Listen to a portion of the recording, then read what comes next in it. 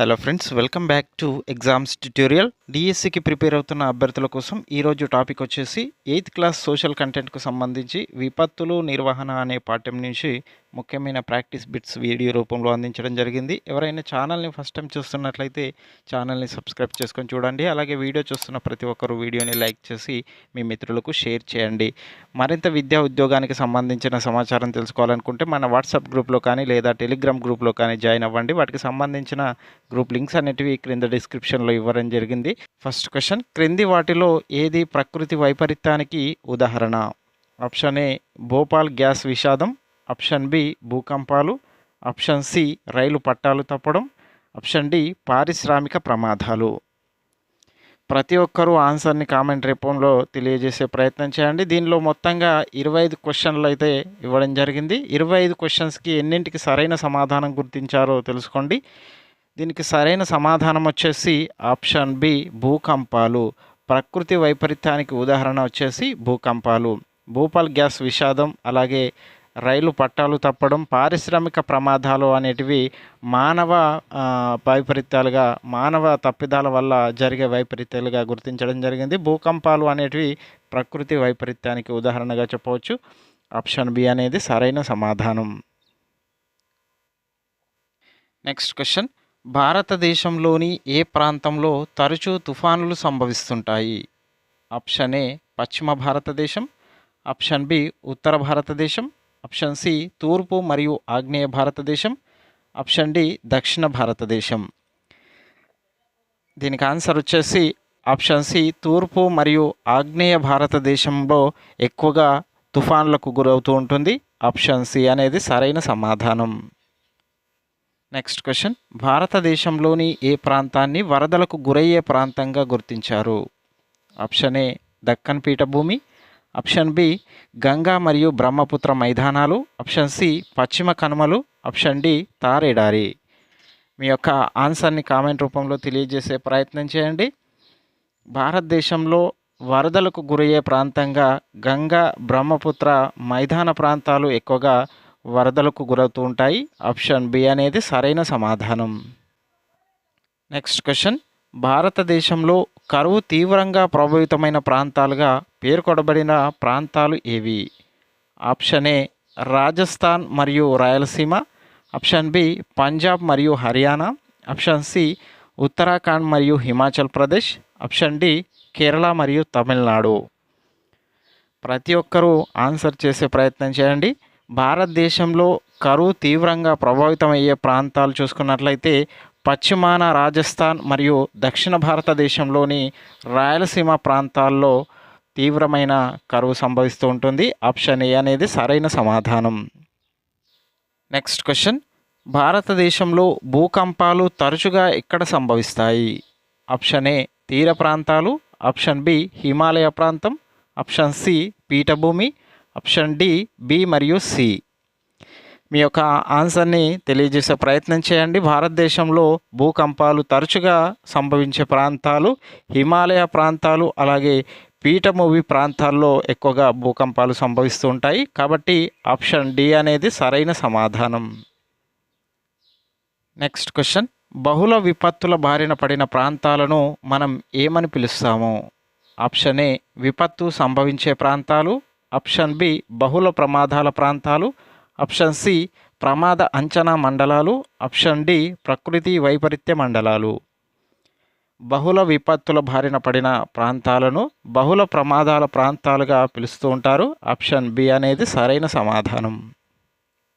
Next question, క్రింది వాటిలో ఏ రకమైన విపత్తు నిదానంగా సంభవిస్తాయని వర్ణించబడింది? ఆప్షన్ ఏ భూకంపాలు, ఆప్షన్ బి వరదలు, ఆప్షన్ సి కరువులు, ఆప్షన్ డి సునామీలు.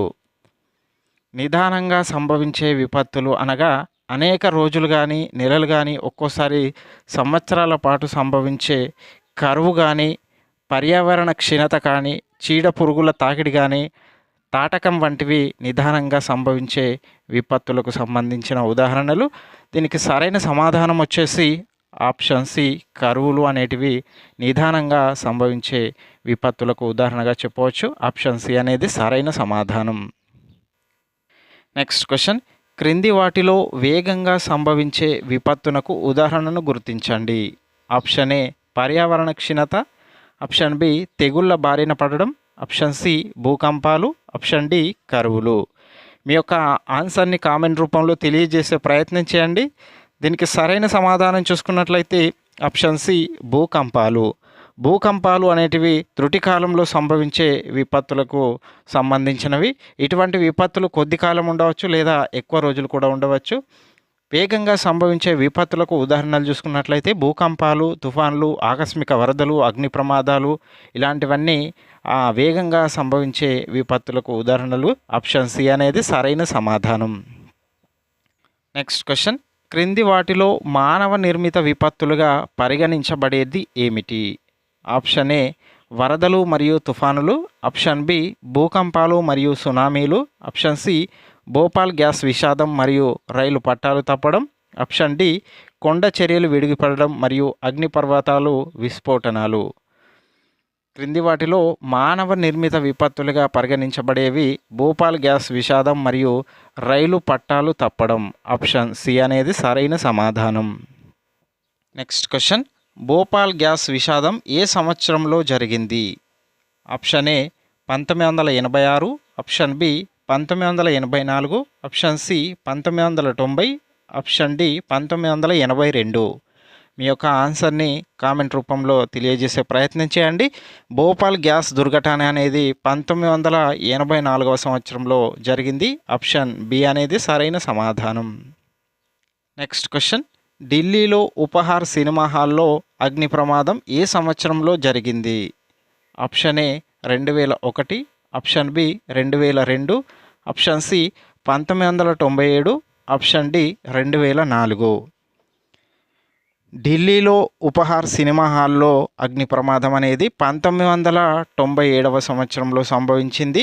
ఈ అగ్ని ప్రమాదం అనేది మానవ నిర్మిత విపత్తులకు సంబంధించిన ఉదాహరణగా చెప్పవచ్చు. ఆప్షన్ సి అనేది సరైన సమాధానం. నెక్స్ట్ క్వశ్చన్, 2003లో తమిళనాడులో అగ్ని ప్రమాదం జరిగిన ప్రదేశం పేరు ఏమిటి?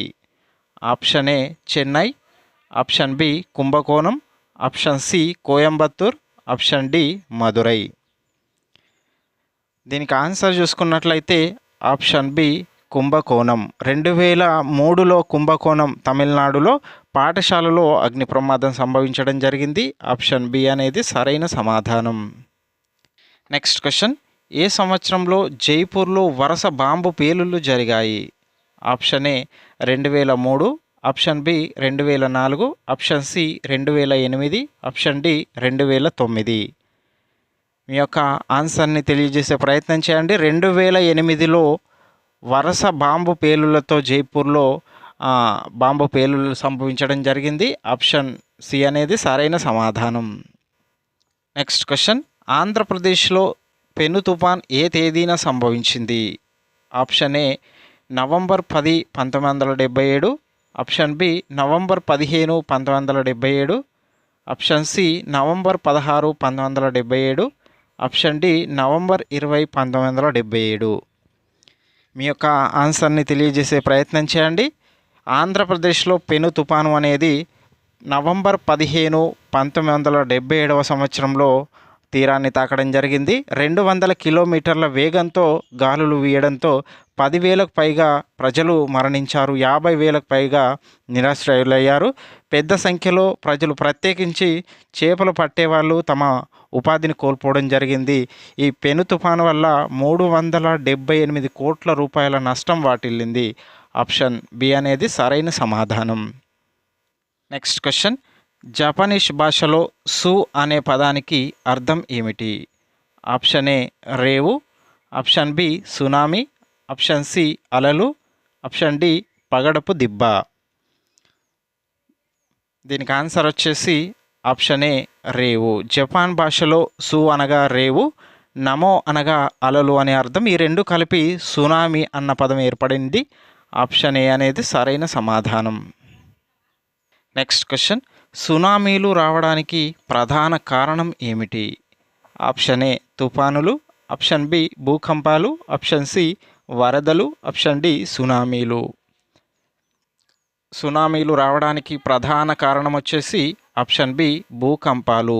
ఒక పెద్ద భూకంపం తర్వాత సునామీ ముప్పు అనేది చాలా గంటల పాటు ఉండవచ్చు, కాబట్టి సునామీలు రావడానికి ప్రధాన కారణం వచ్చేసి భూకంపాలు.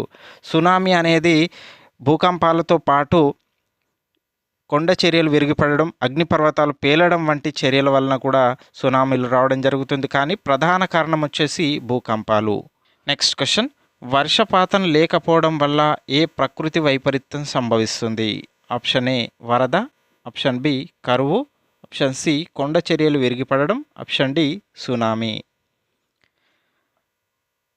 దీనికి ఆన్సర్ వచ్చేసి ఆప్షన్ బి కరువు. తగినంత వర్షపాతం లేకపోవడం వల్ల కరువు సంభవించడం జరుగుతుంది. ఆప్షన్ బి అనేది సరైన సమాధానం. నెక్స్ట్ క్వశ్చన్, వర్షపాతం పరంగా కరువును ఎప్పుడు గుర్తిస్తారు?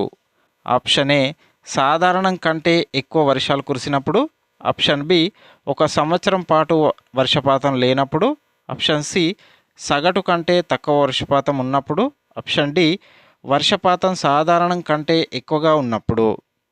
సాధారణంగా కరువును సగటు వర్షపాతం కంటే వర్షపాతం తక్కువగా ఉన్నప్పుడు కరువుగా గుర్తించడం జరుగుతుంది. ఆప్షన్ సి అనేది సరైన సమాధానం. నెక్స్ట్ క్వశ్చన్, రెండు వర్షాల మధ్య కాల వ్యవధి చాలా ఎక్కువగా ఉంటే ఏ పదాన్ని ఉపయోగిస్తారు? ఆప్షన్ ఏ కరువు, ఆప్షన్ బి వరదలు, ఆప్షన్ సి భారీ వర్షపాతం, ఆప్షన్ డి సునామీ. రెండు వర్షాల మధ్య కాల వ్యవధి చాలా ఎక్కువగా ఉంటే దాన్ని కరువుగా గుర్తించడం జరుగుతుంది. ఆప్షన్ ఏ అనేది సరైన సమాధానం. నెక్స్ట్ క్వశ్చన్, అధిక వర్షపాతం అంటే ఏమిటి? ఆప్షన్ ఏ సగటు కంటే ఎక్కువ లేదా 10%, ఆప్షన్ బి సగటు కంటే ఎక్కువ లేదా 15%, ఆప్షన్ సి సగటు కంటే ఎక్కువ లేదా 20%, ఆప్షన్ డి సగటు కంటే ఎక్కువ లేదా 25%. దీనికి సరైన సమాధానం వచ్చేసి ఆప్షన్ సి సగటు కంటే ఎక్కువ లేదా 20% అధిక వర్షపాతంగా పిలవడం జరుగుతుంది. ఆప్షన్ సి అనేది సరైన సమాధానం. నెక్స్ట్ క్వశ్చన్, సాధారణ వర్షపాతంగా ఎంత శాతాన్ని పరిగణిస్తారు? ఆప్షన్ ఏ సగటు కంటే 20% తక్కువ, ఆప్షన్ బి సగటు కంటే 19% ఎక్కువ లేదా తక్కువ, ఆప్షన్ సి సగటు కంటే 60% తక్కువ, ఆప్షన్ డి సగటు కంటే 50% ఎక్కువ. మీ యొక్క ఆన్సర్ని కామెంట్ రూపంలో తెలియజేసే ప్రయత్నం చేయండి. సాధారణ వర్షపాతం అంటే సగటు కంటే 19% ఎక్కువ లేదా 19% తక్కువగా ఉన్న వర్షపాతాన్ని సాధారణ వర్షపాతంగా పరిగణించడం జరుగుతుంది. ఆప్షన్ బి అనేది సరైన సమాధానం. నెక్స్ట్ క్వశ్చన్, సగటు వర్షపాతం సాధారణం కంటే 60% తక్కువగా ఉంటే దానిని ఎలా వర్గీకరిస్తారు? ఆప్షన్ ఏ సాధారణ వర్షపాతం, ఆప్షన్ బి తక్కువ వర్షపాతం, ఆప్షన్ సి చాలా తక్కువ వర్షపాతం, ఆప్షన్ డి అధిక వర్షపాతం. మీ యొక్క ఆన్సర్ని కామెంట్ రూపంలో తెలియజేసే ప్రయత్నం చేయండి. సగటు వర్షపాతం సాధారణం కంటే 60% తక్కువగా ఉంటే దానిని చాలా తక్కువ వర్షపాతంగా పరిగణించడం జరుగుతుంది. ఆప్షన్ సి అనేది సరైన సమాధానం. నెక్స్ట్ క్వశ్చన్, రాయలసీమ మరియు తెలంగాణలో ఎంత తరచుగా కరువు పరిస్థితులు సంభవిస్తాయని అంచనా వేయబడింది? ఆప్షన్ ఏ ప్రతి సంవత్సరం, ఆప్షన్ బి ప్రతి 2 సంవత్సరాలకు, ఆప్షన్ సి ప్రతి 5 సంవత్సరాలకు, ఆప్షన్ డి ప్రతి దశాబ్దం. ప్రతి ఒక్కరూ ఆన్సర్ని కామెంట్ రూపంలో తెలియజేసే ప్రయత్నం చేయండి. రాయలసీమ తెలంగాణ రాష్ట్రంలోని కొన్ని ప్రాంతాలలో ప్రతి 5 సంవత్సరాలలో 2 సంవత్సరాలు కరువు చోటు చేసుకునే అవకాశం ఉంది. ఆప్షన్ బి అనేది సరైన సమాధానం. నెక్స్ట్ క్వశ్చన్, ఆంధ్రప్రదేశ్లోని ఏ ప్రాంతాన్ని కరువు ప్రభావిత ప్రాంతంగా గుర్తించారు? Option A Kostandhra, option B Rayalaseema, option C Telangana, option D Uttarandhra.